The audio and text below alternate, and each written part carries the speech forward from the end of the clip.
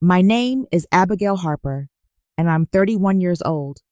3 weeks before Thanksgiving, my mother called to tell me I wasn't invited to our family dinner because my sister's wealthy boyfriend would be embarrassed by my blue-collar job. A kindergarten teacher, she said, as if the words tasted bitter. Emma needs to make the right impression. What they didn't know, what none of them knew, was the truth about who I really was. 5 days after that dinner, they showed up at my door, faces pale, demanding answers. The boyfriend had discovered something that changed everything, and my sister's perfect world was about to crumble in front of 500 witnesses. Before we continue, please take a moment to like and subscribe, but only if this story truly resonates with you. Share your location and local time if you've ever been the family disappointment. It started with that phone call 3 weeks before Thanksgiving. I'd been teaching kindergarten for 8 years in Brooklyn. My one-bedroom apartment cost me half my salary, but I loved my work. 25 5-year-olds called me Miss Abby, and their sticky-fingered hugs were worth more than any paycheck. My sister Emma would disagree. Emma lived in a Chicago penthouse that cost more per month than I made in 3. As marketing director for a boutique firm, she collected Gucci bags like I collected children's drawings. Her Rolex watch, a small bonus, she'd called it, cost more than my car. Our mother's Facebook featured Emma exclusively. My daughter just closed another $1 million deal, or Emma's presentation to the board was brilliant. I appeared in exactly 3 photos over the past 5 years, always in the background. Abigail is smart enough, a mom would tell her friends, but she lacks ambition. Some people are meant for simpler things.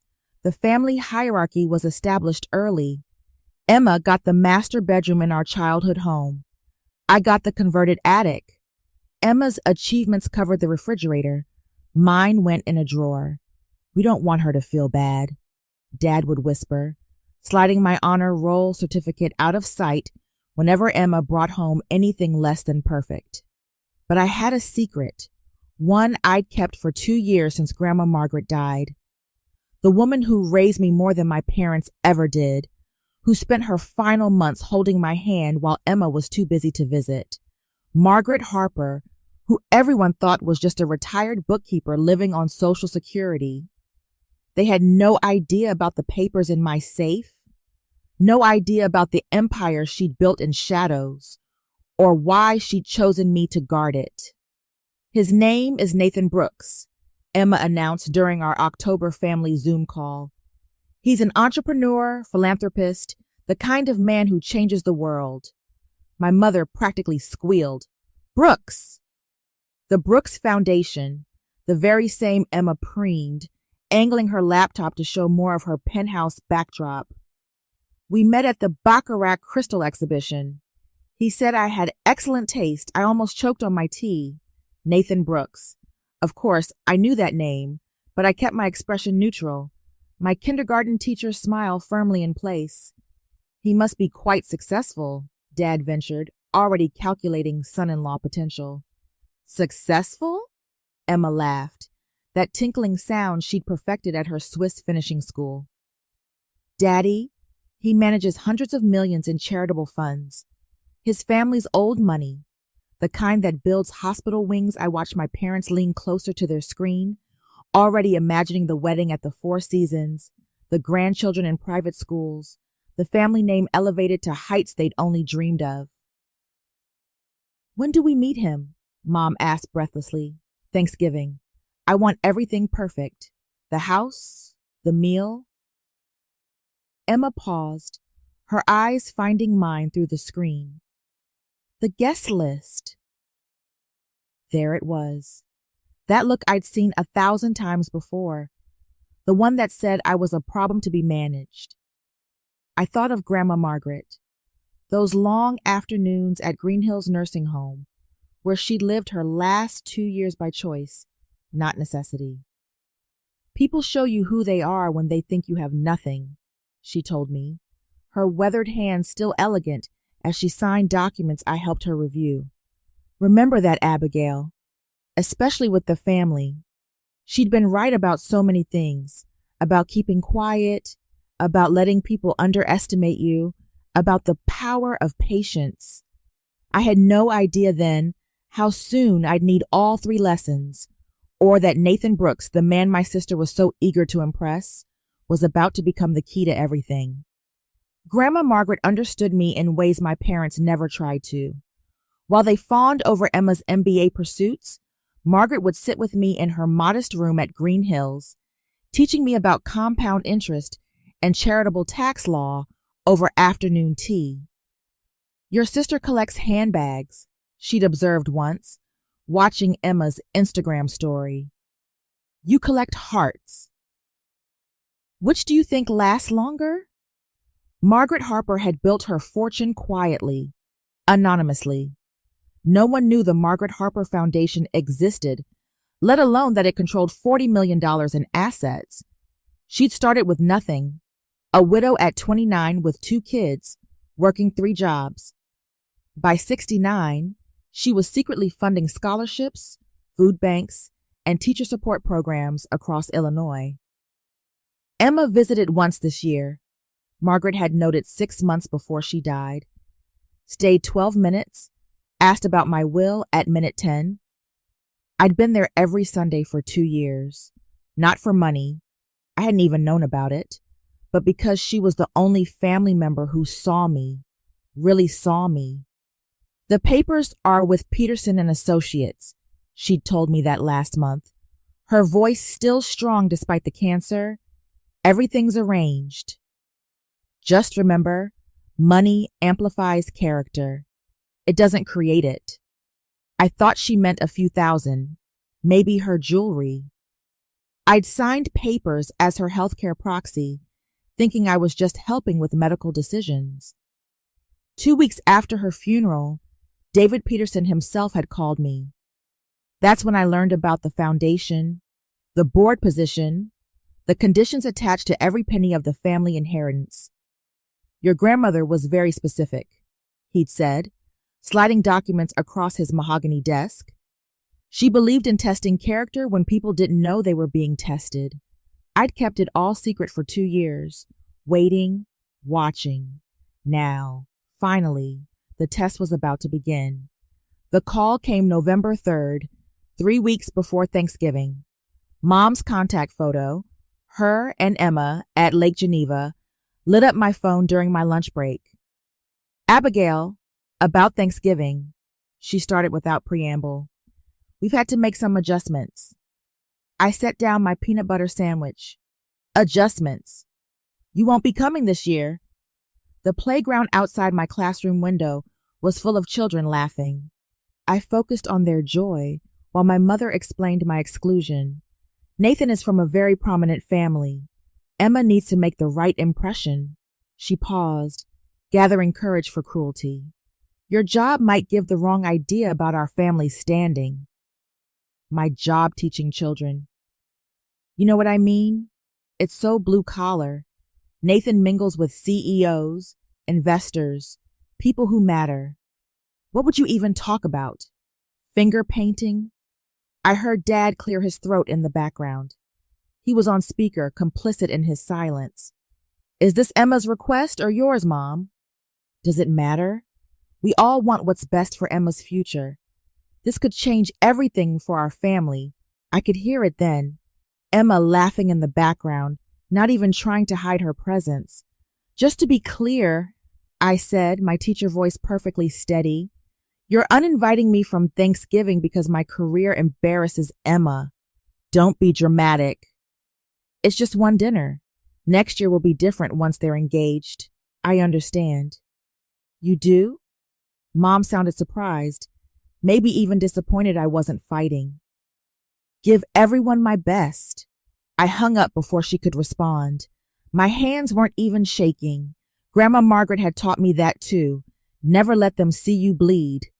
My phone buzzed immediately. A text from Emma. "It's nothing personal. You understand, right? This is my shot at real happiness." I didn't respond, but I did open my safe and pull out a folder labeled Margaret Harper Foundation Succession Protocols. Inside, a sticky note in Grandma's handwriting. When they show you who they are, believe them. Emma called an hour later, probably worried my silence meant rebellion. I knew Mom would make it sound worse than it is, she began, her voice dripping with false concern. But Abigail, be realistic. You make $40,000 a year teaching snot-nosed kids. Nathan's watch costs more than that. I'm aware of income disparities, Emma. Are you?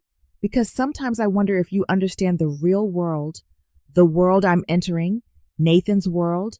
It's all about connections, influence, power. What would you contribute? Cute stories about playground drama? I let her talk.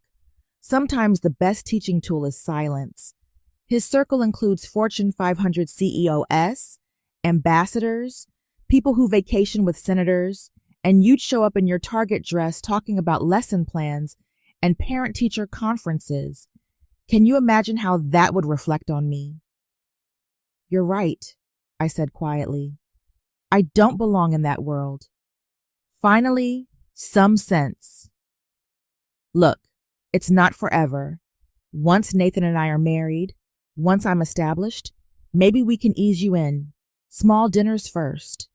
We'll coach you on what to say, what to wear. That's generous. I'm trying to help you, Abigail. This is my chance at real happiness, real success. Don't you want that for me? I want you to be happy, Emma. Then stay away from Thanksgiving. And Abigail, don't even think about just showing up. I'll have you removed if necessary. The threat hung between us. My baby sister, who I'd walk to school every day, who'd cried in my arms when boys broke her heart, was threatening to have security escort me from our family dinner. Understood, I said. Enjoy your dinner. After she hung up, I opened my laptop and logged into the Foundation's board portal. There it was on the calendar. Annual Gala, November 29th, 3 days after Thanksgiving. 500 guests, full media coverage. Perfect. I opened my safe that night and spread everything across my kitchen table.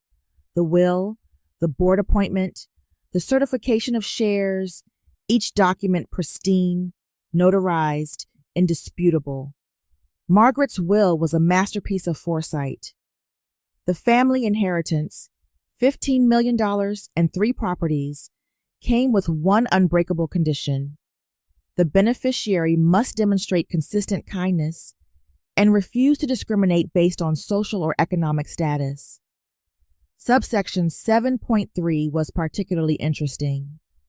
Any act of deliberate exclusion of family members based on their profession, income, or social standing will result in immediate forfeiture of all claims.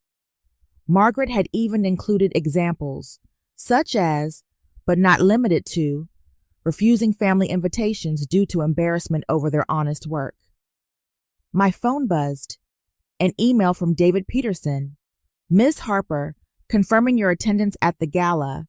The board is eager to formally introduce you. I typed back, I'll be there. Please ensure media coverage includes the Foundation's history segment. His reply, of course your grandmother's video message will play after your introduction. Video message. I'd almost forgotten. Margaret had recorded it 6 months before she died. For the right moment, she'd said. I pulled up the Foundation's website, looking at the Board of Directors page.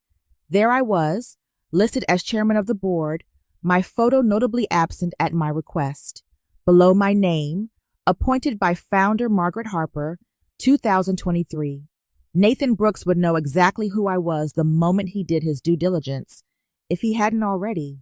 I thought about calling Emma, warning her. Then I remembered her words. Don't even think about showing up. Fine. I wouldn't show up to Thanksgiving, but the gala? That was business. I sent one more email, this time to the Foundation's event coordinator. Please add 5 names to the guest list, the Harper family. Send the invitations directly to me. I'll handle delivery personally. My grandmother always said revenge was beneath us, but justice was everything. If you've ever been excluded by family who thought you weren't good enough, leave a comment. Your story matters. And don't forget to subscribe. The twist coming next will change everything. Thanksgiving arrived, gray and drizzling. I ordered Chinese food from Golden Wok, orange chicken and lo mein for one. My phone stayed silent until 2 p.m. when Emma's Instagram story appeared. The dining room at my parents' house had been transformed. Crystal glasses I'd never seen, new china with gold edges, fresh orchids as centerpieces. Emma posed with Nathan, her hand strategically placed to show a diamond tennis bracelet I assumed was new. Perfect family dinner with my love, her caption read. Grateful for family who understand what really matters. Blessed, Future Brooks. Nathan looked uncomfortable in the photos. His smile didn't reach his eyes, and in one candid shot, he was staring at an empty chair, my chair, with a furrowed brow. A text came through from Lauren, my teacher friend. Saw Emma's post. Why aren't you in any photos? Scheduling conflict? I replied, not on Thanksgiving. Abigail, what really happened? I didn't answer. Instead, I scrolled through more of Emma's stories. Mom had posted too. So proud of my successful daughter and her wonderful boyfriend. The future is bright. 23 comments, all gushing about what a beautiful couple Emma and Nathan made. My cousin Rachel wrote, "Where's Abigail?" Emma had replied, "She had other plans. You know how dedicated teachers are to their work." Lying came so easily to her. My fortune cookie that night read, "Patience is bitter, but its fruit is sweet." Golden Wok always did have impeccable timing. I folded the fortune and tucked it into my wallet next to the gala invitation I'd be hand-delivering soon. 3 days, 72 hours, until everything changed. My phone buzzed once more. An unknown number. I almost didn't answer, but something made me swipe. Abigail Harper. The voice was professional. Careful. This is Nathan Brooks. We need to talk. I didn't have to wait long for the conversation with Nathan to bear fruit. 5 days after Thanksgiving, at 7 a.m., someone pounded on my apartment door like they were trying to wake the dead. Through the peephole, I saw my parents. Mom's usually perfect hair was disheveled. Dad's face was red, either from anger or the 3 flights of stairs. I opened the door in my teaching clothes, khakis and a cardigan with alphabet buttons. "Good morning." "What did you do?" Mom pushed past me without invitation. "What did you say to Nathan?" "I haven't spoken to Nathan." Not a lie. He'd done all the talking during our brief call. "Don't play dumb." Dad slammed the door behind him. "He broke up with Emma yesterday at brunch, in public." I poured myself coffee, noting neither parent had ever visited my apartment before. It took a family crisis to get them here. That must be upsetting for her. "Upsetting?" Mom's voice climbed octaves. "He walked into the foundation office and saw your portrait. Your portrait, Abigail, as chairman of the board." "Ah, so that's how he'd found out." "Why didn't you tell us?" Dad demanded. "How could you hide something like this?" "The same way you hid uninviting me to Thanksgiving." "That's different," Mom started. "Is it?" "You didn't want me there because my job embarrassed Emma, because I'm too blue-collar for her rich boyfriend." "Your words, Mom." "Emma's devastated. She says you sabotaged her on purpose." "I did nothing. Nathan discovered the truth on his own." "Fix this," Dad ordered, using his bank VP voice. "Call Nathan. Tell him you'll resign. Whatever it takes." "No." "No?" Mom's face went pale. "Your sister's happiness meant more to you than my dignity." "I understand, but I won't lie or resign to fix what Emma broke herself." "You want to know the whole truth?" I sat down my coffee. "Come to the foundation gala tomorrow night. Everything will be explained. What gala? I handed them the embossed invitations I'd been saving. The Margaret Harper Foundation Annual Gala. Black tie, 8 p.m., the Palmer House. Hilton Mom stared at the invitation, at Grandma's name in elegant script. Mother's Foundation. Bring Emma.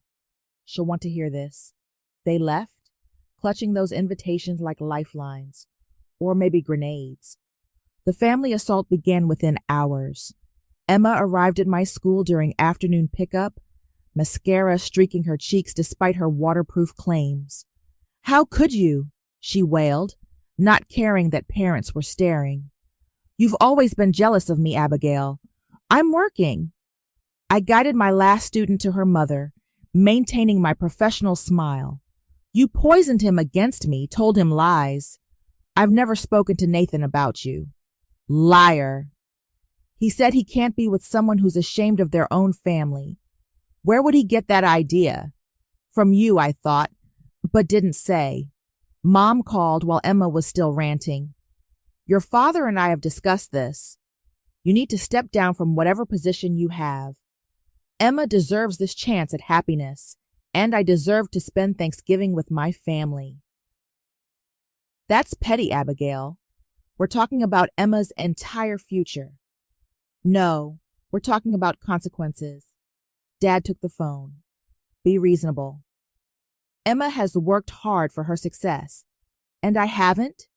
Teaching kindergarten isn't the same as—" I hung up. Emma grabbed my arm. "I'll contest the will. I'll prove you manipulated Grandma. With what evidence? She had dementia. She had cancer. Her mind was perfect until the end. Every document was witnessed by medical professionals. You turned her against me. You visited her once in 2 years, Emma, for 12 minutes. Her face crumbled then, real tears finally flowing. For a moment, I saw my little sister, the one who used to crawl into my bed during thunderstorms. "Please," she whispered. "I love him." "Then you should have been honest with him." "I'll do anything. Come to the gala tomorrow. Listen to what Grandma had to say. Then we'll see." She left without another word, but I knew she'd be there. The possibility of salvaging her fortune would ensure it. Nathan called that evening. I recognized his voice immediately, measured, thoughtful, nothing like the entitled air Emma had described. "Ms. Harper, I apologize for the ambush. I needed to understand who you really were, and your staff speaks highly of you. 12 teachers mentioned you've personally covered their supply costs. The principal says you volunteer every weekend for the breakfast program. That's my job. No, that's your character, which makes me wonder why Emma told me you were unemployed, living off family money." I said nothing. Sometimes silence is the most honest response. "She said you were bitter about her success," he continued, "that you'd been institutionalized for depression, that the family had to exclude you from events because you caused scenes. Each lie was a small knife. I'd had no idea how thoroughly she'd erased me. When I saw your portrait at the foundation, your grandmother's foundation, I realized I'd been deceived. But I need to know why you didn't tell me yourself. Would you have believed me? Or would you have thought I was the jealous sister Emma described?" A long pause. "You wanted me to discover it myself. I wanted you to know who you were really dating, someone who could erase her own sister for social gain. She's been calling me nonstop, begging for another chance, saying you've poisoned her family against her. I've done nothing except exist inconveniently. Will you be at the gala? I'm the chairman. I have to give a speech. Emma will be there. She's desperate to maintain her connection to the foundation's donors. I know. This will destroy her professionally. No, Mr. Brooks. She destroyed herself. I'm just refusing to hide it anymore." He was quiet for a moment. "Your grandmother must have been remarkable." She was, and she believed in accountability. "I'll see you tomorrow night, Mr. Brooks. Marcus, bring your board members. They should hear this too. After he hung up, I pulled out my speech notes. 24 hours until truth met consequences. At midnight, my doorbell rang. Through the peephole, Emma stood in designer sweats, her face puffy but determined. "We need to talk," she said when I opened the door. I let her in. She'd never visited before. I watched her take in my modest space, the teaching awards on the walls, the student artwork, the photos of Grandma Margaret and me. "Nice place," she said, her tone suggesting otherwise. "Very you. What do you want, Emma?" Her demeanor shifted, tears evaporating. "I know about the inheritance." "What inheritance?" "Don't play dumb." $15 million. The properties. It's all in the will, isn't it? How would you know that? I have friends at Peterson and Associates. Illegal, but unsurprising. And I'm the rightful heir. I'm the one who represents this family professionally. I'm the one who needs it. For what? More Gucci bags? For my life. Do you understand what circles I move in? The people I have to keep up with? You wouldn't understand. You're happy being nobody. I'm happy being myself. God, you're sanctimonious. She stood, pacing, just like Grandma, always judging me for wanting more. She never judged you, Emma. She just saw you. What's that supposed to mean? Come to the gala. You'll understand. I'll contest the will. I'll say you exerted undue influence. Try it. She stepped closer, her voice dropping. Or we could make a deal. You resign from the foundation, support my claim to the inheritance, and I'll make sure you're taken care of. $1 million, tax-free. No, $2 million. Emma, there's something you should know. Grandma left a video message for the gala. Her face went white. What kind of message? The kind that explains everything, including why she made the choices she did. You've seen it. Tomorrow, everyone will. She left without another word, but her perfume lingered.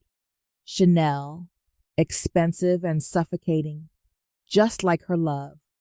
The morning of the gala, I sat in my empty classroom, staring at Margaret's photo on my desk. Was I doing the right thing, or was I just being vindictive? My phone had 37 missed calls, extended family, mutual friends, all suddenly interested in my life. The family group chat, which I'd been removed from months ago, had apparently exploded. Cousin Rachel sent screenshots. Abigail is trying to steal Emma's inheritance. She manipulated Grandma. Always knew she was bitter about being the failure. Failure because I taught children instead of selling luxury brands to people who didn't need them. I nearly called David Peterson to cancel everything. Let Emma have the money. Let my parents have their golden child. Let me fade back into the background where they'd always preferred me. Then I looked at my wall of student photos, 25 bright faces who believed Miss Abby could do anything, who didn't care that my car was 10 years old or my clothes came from Target. I opened my desk drawer and found the note Margaret had slipped me that last day. Stand up for what's right, even if you stand alone. I'm trying, Grandma, I whispered. My phone buzzed. A text from Nathan. The foundation's major donors are all confirming attendance. Whatever you're planning, it's going to have an audience. Another from David Peterson. Video equipment tested. Legal team on standby. Your grandmother would be proud. 6 hours until the gala. I looked at my dress hanging on the door. Navy blue, simple, borrowed from Lauren. Nothing like the designer gowns that would fill that ballroom. But I learned something from Grandma Margaret. It's not the dress that matters. It's the documentation in your briefcase. And mine was bulletproof. The gala was about to change everything. If you want to see how this ends, make sure you're subscribed with notifications on. You won't want to miss what happens when truth meets power. 3 hours before the gala, I met David Peterson at his office. The conference table was covered in documents. each one tagged and numbered. Your grandmother was meticulous, he said, adjusting his wire-rimmed glasses. Every contingency covered, every loophole closed. She knew this would happen. She suspected your sister's behavior patterns were consistent. He pulled out a tablet. The video message is queued. She recorded it 6 months before she passed, in front of 3 witnesses, myself, Dr. Thompson, and Judge Carter, all verifying her mental capacity was crystal clear. She even took a cognitive assessment that morning, scored perfect. The other board members arrived, Mrs. Collins, no relation to Nathan, Dr. Patel, and Ms. Garcia. Each had worked with Margaret for years, funding scholarships and the food programs across the city. We're behind you, Abigail, Mrs. Collins said firmly. Your grandmother chose well. The media will be there, Dr. Patel added. 3 major outlets confirmed. This will be public. That's the point, I said. No more hiding. No more secrets. David handed me an envelope. The board meeting minutes from when you were appointed. Your sister's going to claim manipulation. This proves the board voted unanimously based on what? Your grandmother's recommendation, but also your own work. Did you know she had you investigated? Every volunteer hour, every dollar you spent on students, every weekend at the food bank. It's all documented. I hadn't known. Even in death, Margaret was still teaching me about preparation. One more thing, David said, pulling out a sealed folder. If Emma challenges the will, this gets opened. Your grandmother called it the nuclear option. What's in it? I don't know. She sealed it herself, but she said it would end any contest immediately. I tucked it into my briefcase, hoping I'd never need it. My phone buzzed. Emma. I'll be there. We're going to settle this once and for all. Yes, I thought. We certainly are. By 5 p.m., Emma had launched her campaign. Instagram, Facebook, even LinkedIn, all featuring the same narrative. Her jealous, unstable sister trying to steal family money through elder abuse. Some people can't stand to see others succeed, she'd written. Mental health issues are serious, and I hope Abigail gets the help she needs. The comments poured in, her carefully cultivated network rallying to her defense. Marketing executives, fashion bloggers, the wellness influencers she'd courted, all echoing her pain at being betrayed by family. Mom called, furious. What have you done? Emma's reputation is everything to her, and my dignity meant nothing to you. Stop this vendetta. Call off whatever you're planning. Come to the gala, Mom. 8 p.m. Emma says you're going to humiliate her. No, I'm going to tell the truth. Dad took the phone. Abigail, be reasonable. We're a family, are we? Because families don't uninvite each other from holidays for being too poor. Silence, then. That was a mistake. We see that now, only because I have something Emma wants. I hung up and turned off my phone. The noise didn't matter anymore. Lauren arrived with my dress and makeup bag. You sure about this? They excluded me for being a teacher, called my job embarrassing, said I'd humiliate them in front of Nathan's important friends. And now they'll learn that Grandma's important friends have been funding teachers all along, that the foundation they're so desperate to access exists specifically to support the people they look down on. Poetic justice. Just justice with documentation. I looked at the clock. 2 hours until curtain. Help me with this zipper, I asked Lauren. It's time to stop hiding. An hour before the gala, I stood in the Palmer House Hilton's preparation room, reviewing my speech one last time. The invitation list glowed on my tablet. 500 confirmed, including every major philanthropist in the city. David Peterson knocked and entered. The Tribune is here. The Sun-Times, too. They're intrigued by the mysterious announcement promised in the invitation. Good. Your family arrived 10 minutes ago. Your sister is making an entrance through the door's window. I glimpsed Emma in a crimson Valentino gown, working the room like she owned it. Mom and Dad flanked her, their formal wear impeccable, their discomfort visible only if you knew where to look. She's telling people she's about to be named to the board, David said quietly, that tonight is her formal introduction to society. In a way, she's right. Nathan entered with his delegation, 5 board members from Brooks Industries, all in conservative black tie. He caught my eye through the window, nodded once. His face gave nothing away. Miss Harper, a young woman with press credentials, approached. Sarah Collins from Channel 5. We heard there's a major announcement about the Harper family legacy at 9 o'clock sharp. Can you give us a preview?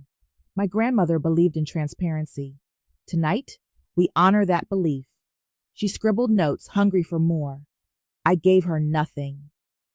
My phone, finally turned back on, showed 47 messages. I deleted them all unread except one from Nathan. Whatever happens tonight, your grandmother would be proud.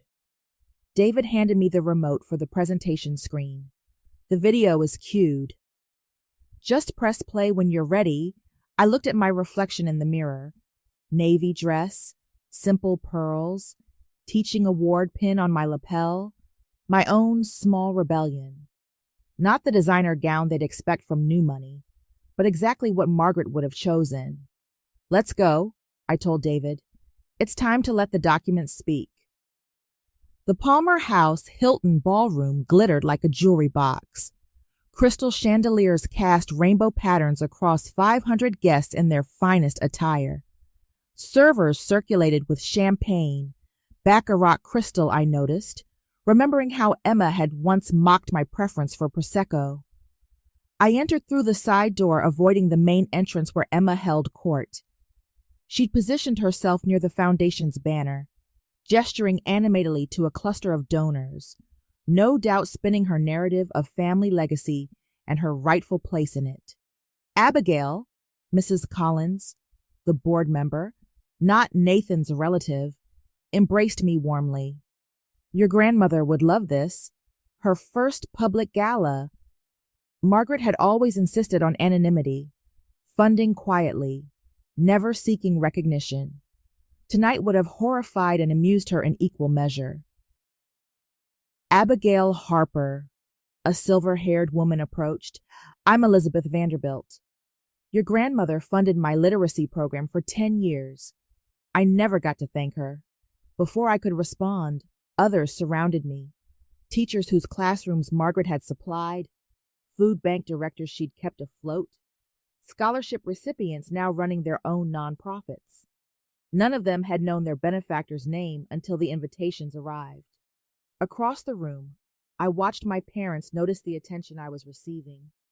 Mom's face went from confused to alarmed. She whispered urgently to Emma, who spun around, her crimson dress flaring dramatically. Our eyes met across the sea of evening wear. For a moment, I saw fear flicker across her face. Then she lifted her chin, that Harper pride Grandma always said would be our downfall, and started pushing through the crowd toward me. Ladies and gentlemen, the MC announced, dinner is served. Please find your seats. I'd arranged the seating myself. Emma at table 1 naturally, right in front of the podium with a perfect view of the presentation screen. Mom and Dad beside her. Nathan at table 2 with his board. The press scattered strategically throughout. As I took my seat at the head table, I felt the weight of 500 curious gazes. They'd come expecting standard charity speeches and polite applause. They were about to witness something far more interesting, the public unraveling of a family's carefully constructed facade. Dinner was served, filet mignon that Emma barely touched, too busy working the room between courses. She'd managed to charm half her table, her laugh carrying across the ballroom as she told stories about growing up with Grandma Margaret and learning philanthropy at her knee. I ate quietly, watching her perform. She was good, I'd give her that. Every gesture calculated, every anecdote designed to establish her as Margaret's spiritual heir. As dessert arrived, Emma made her move. She stood, tapping her champagne glass with a spoon until the room quieted. "I'm sorry to interrupt," she said, her voice carrying perfectly all those presentation skills on display. "But I simply can't wait any longer to share something wonderful." The MC looked confused, checking his program. This wasn't scheduled. "As many of you know, I'm Emma Harper, Margaret Harper's granddaughter." She paused for effect. "And I'm thrilled to announce that I'll be taking a leadership role in the foundation, working alongside my dear friend Nathan Brooks to expand our mission." Nathan stood abruptly. "Emma, that's not—" "Oh, Nathan, always so modest," she laughed, that tinkling sound that probably charmed boardrooms. "Everyone, Nathan and I have been planning incredible initiatives. The future of the Margaret Harper Foundation will be discussed by its actual board," Nathan said firmly. "And we're not together, Emma." I made that clear. The room buzzed. Cameras that had been discreetly recording suddenly became obvious. Reporters leaning forward. Emma's composure cracked. "This is just a misunderstanding. My sister—" She pointed at me, her manicured fingers shaking. "She's manipulated everyone. She's not who you think she is." "Security," David Peterson said quietly into his phone. "No." Emma's voice rose. "You need to know the truth. Abigail is a nobody, a kindergarten teacher who makes nothing, contributes nothing. She tricked our grandmother, isolated her, stole—" Two security guards approached, but I stood raising my hand. "Let her finish." The room went silent. "Go ahead, Emma," I said, my teacher voice calm and clear. "Tell everyone exactly what you think of me and my job. Don't hold back." She took the bait. Of course, she always did. "You're an embarrassment," she spat. $40,000 a year, driving that ancient Honda, shopping at Target. You're everything our family isn't supposed to be." "And what," I asked quietly, "is our family supposed to be?" I walked to the podium with measured steps, my borrowed heels clicking against marble.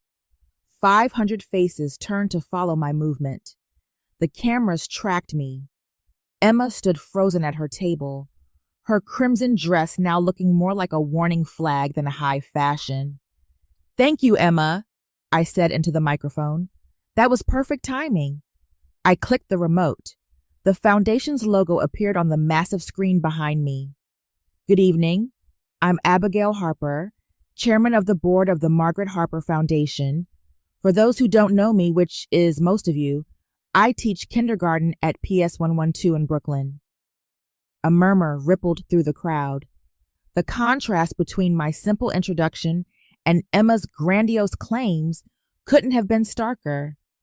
My grandmother, Margaret Harper, built this foundation over 40 years. She worked 3 jobs as a young widow, invested every spare penny, and quietly accumulated enough wealth to change thousands of lives. She never sought recognition, never wanted galas like this. I clicked again. Photos appeared. Margaret at food banks, in classrooms, at community centers, always in the background, always anonymous. But tonight, we break that tradition because Margaret left us one final lesson about what really matters. Mom grabbed Emma's arm, trying to pull her down to her seat. Emma shook her off, her face flushed with rage and champagne. "Before we continue," I said, looking directly at my sister, "I should mention that 3 days ago, I wasn't supposed to be here. I was uninvited from my family's Thanksgiving dinner because my profession would embarrass my sister in front of her boyfriend." Gasps. The camera swung between Emma and me. The boyfriend she mentioned, Nathan Brooks, who's here tonight as one of our major donors. "Nathan, would you mind confirming what Emma told you about me?" Nathan stood slowly. "She said Abigail was unemployed, living off family money, that she'd been institutionalized, that the family had to exclude her from events because she was unstable." The room erupted. Emma screamed something unintelligible. Now, I said, clicking the remote again, let's hear what Margaret Harper had to say about all of this. Margaret's face filled the screen. She sat in David Peterson's office, looking directly at the camera with those sharp eyes that had never missed anything. The timestamp showed 6 months before her death. If you're watching this, Margaret's recorded voice filled the ballroom, then something has happened that requires absolute clarity about my wishes. The room was silent, except for the soft whir of cameras. I am Margaret Marie Harper, of sound mind and body, as verified by the 3 witnesses present. The camera panned to show David Peterson, Dr. Thompson, and Judge Carter. This recording concerns my estate and the conditions attached to it. I watched my parents' faces drain of color. They'd had no idea this existed. My estate consists of $15 million in liquid assets, 3 properties in Illinois, and controlling interest in the Margaret Harper Foundation. This inheritance comes with one unbreakable condition. Margaret paused, her eyes seeming to look directly at Emma. The beneficiary must demonstrate consistent kindness and refuse to discriminate based on social or economic status. This includes, and I'm being specific here, never excluding family members because of their profession or income level. Emma stood shaking. This is fake. This is... Sit down, Miss Harper, Judge Carter said from table 3. I witnessed this recording personally, Margaret continued. If my primary beneficiary violates this condition through witness discrimination, documented exclusion, or public dismissal of working-class professions, they forfeit all claims immediately and permanently. The screen split. On one side, Margaret. On the other, screenshots appeared. Emma's text about my embarrassing job, the Facebook posts Mom made about excluding me, the Instagram story, perfect family, -1. My granddaughter Emma, Margaret's voice was sad but firm, has shown a pattern of valuing wealth over family, status over substance. If she has excluded Abigail for being a teacher, a profession I deeply respect, then she has failed my test. No! Emma lunged toward the screen, but security held her back. The inheritance transfers immediately to the secondary beneficiary, Abigail Marie Harper, who has spent 8 years teaching children, every weekend volunteering, and never once boasting about her connection to this foundation. The room exploded, cameras flashed, reporters shouted questions, but Margaret wasn't done. David Peterson took the podium. As Margaret's image froze on screen, he carried a leather portfolio, his movements precise and lawyerly. Ladies and gentlemen, as executor of Margaret Harper's estate, I'm required to confirm the legal standing of what you've just witnessed.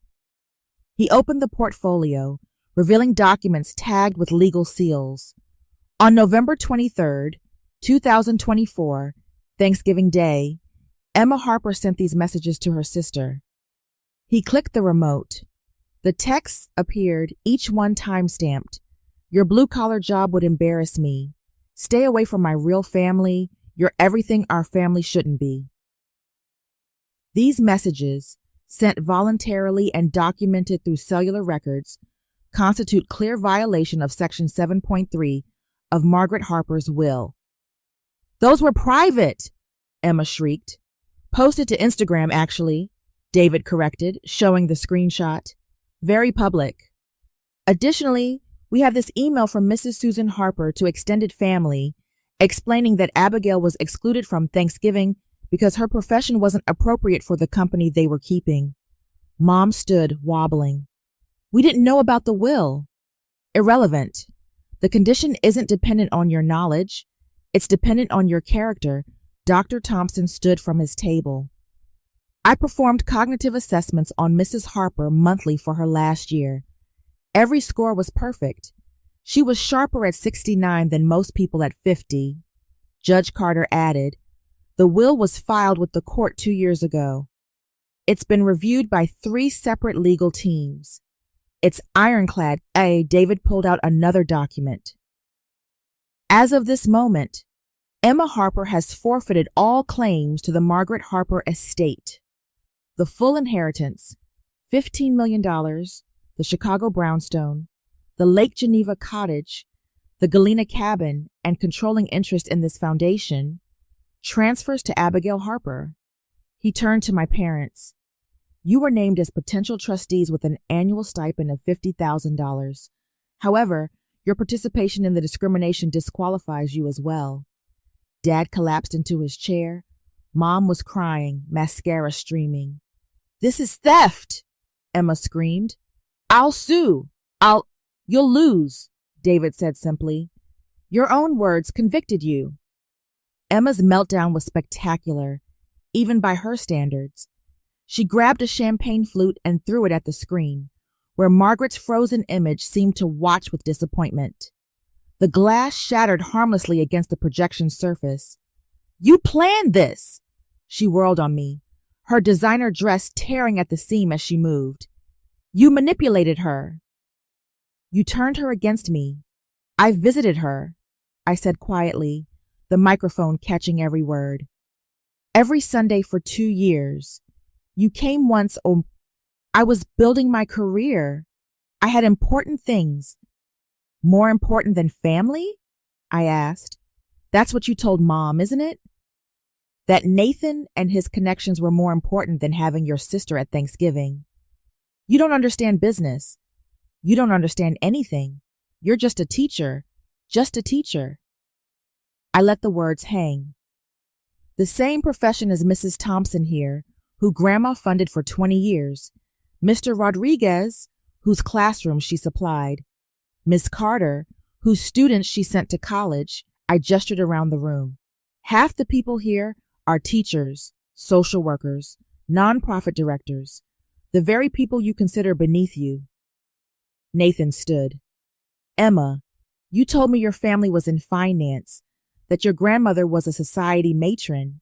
You lied about everything for you. Emma turned on him. To fit into your world. My world. Nathan laughed bitterly. My foundation exclusively funds working class initiatives. My mother was a seamstress. My father drove a taxi. I built my wealth to lift others up, not to separate myself from them. He looked at me. Your grandmother and I had the same values. That's why we partnered. Partnership? Emma's voice cracked. What partnership? The Brooks Foundation is cutting all ties with your company, Nathan announced. Effective immediately. We don't work with people who discriminate against the communities we serve. The dominoes fell fast. 3 other major donors at nearby tables stood, announcing they too were severing relationships with Emma's firm. Her phone, sitting on the table, lit up with what I assume were panicked calls from her business partners. You've destroyed me, she whispered, finally understanding. No, Emma, you destroyed yourself the moment you decided I wasn't good enough to sit at your table. I returned to the podium, waiting for the chaos to settle. Security had moved closer to Emma, but she collapsed into her chair, sobbing into her hands while Mom rubbed her back ineffectively. I want to be clear about something, I said, my voice steady. I never wanted the money. I didn't know about the will's conditions until after Grandma died. I kept quiet because I wanted my family to show me who they really were when they thought I had nothing to offer. I clicked the remote. A new slide appeared. The Margaret Harper Equal Dignity Initiative. Tonight, I'm announcing that the entire $15 million inheritance will be donated to the foundation. It will fund a new program specifically for underpaid essential workers, teachers, caregivers, social workers, people like the ones my family thought weren't good enough. Applause erupted. Cameras flashed. The properties will be converted into affordable housing for educators in Chicago. No teacher should have to choose between their calling and a living wage. More applause. I saw teachers in the audience crying. Emma, I addressed my sister directly, you're not cut off. I'm offering you a position with the foundation, volunteer position, of course, 20 hours a week, working directly with the communities you've dismissed. You can learn what Grandma knew, that dignity isn't determined by income. You're humiliating me, she hissed. No, I'm offering you redemption. The same chance Grandma gave me every Sunday when she taught me that wealth without compassion is just greed with better accessories. I turned to my parents. The offer extends to you both. Family therapy is a non-negotiable if you want any relationship with me going forward. Respect isn't optional anymore. Dad nodded slowly, understanding. Mom was still staring at Emma, like she was seeing her for the first time. One last thing, I said, pulling out the sealed envelope David had given me. Grandma left this, called it the nuclear option if anyone contested the will. Should I open it, Emma? My sister shook her head violently, terror replacing anger. Whatever she suspected was in there, she didn't want it public. Then we're done here. The media coverage was swift and brutal. By morning, Air loosed his millions over Thanksgiving. Snub was trending. The Chicago Tribune ran a feature, When Snobbery Costs $15 million, a Modern Morality Tale. Emma's marketing firm lost 7 major clients in 48 hours. Her Instagram, once carefully curated with luxury and success, was flooded with comments calling her out for elitism and cruelty. She deleted her accounts by day 3. My parents came to my apartment a week later, looking older, smaller somehow. Dad spoke first. We failed you, both of you. We created this dynamic. We thought success meant money, Mom added quietly. Your grandmother tried to tell us otherwise, but we didn't listen. Are you willing to do the work? I asked. Real therapy, not just apologies. They agreed. Dr. Lee, who specialized in family dynamics and class issues, would see us weekly. Nathan and I met for coffee to discuss the foundation's future. Your grandmother would be proud, he said. You handled that with more grace than I would have. She taught me that revenge makes you smaller, justice makes you stronger. What about Emma? She moved to Denver, got a job at a nonprofit, the only place that would hire her.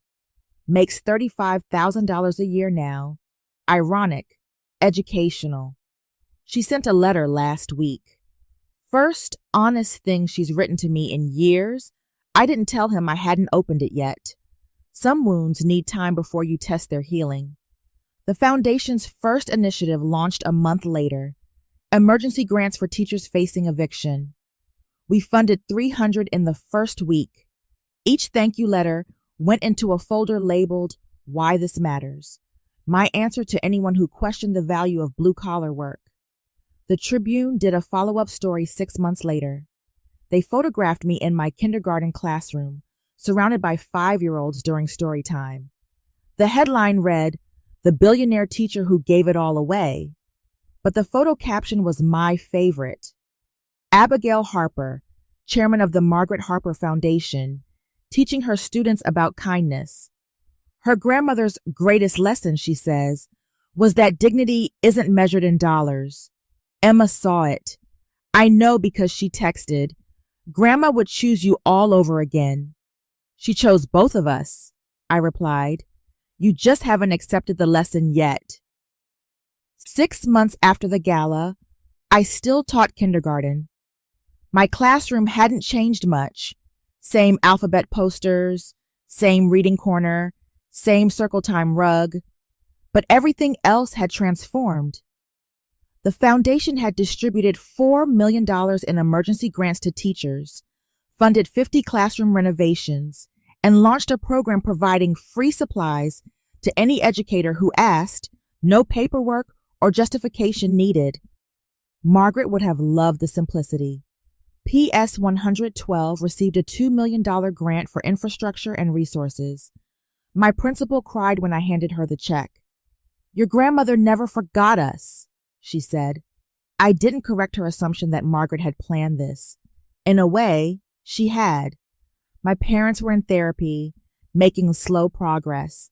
Mom had stopped mentioning Emma's past success entirely, focusing instead on small conversations about the present. Dad volunteered at the foundation's weekend programs, teaching financial literacy to immigrant families. Penance, he called it. Nathan and I became unexpected allies. The Brooks Foundation partnered with ours for a nationwide initiative supporting working-class families.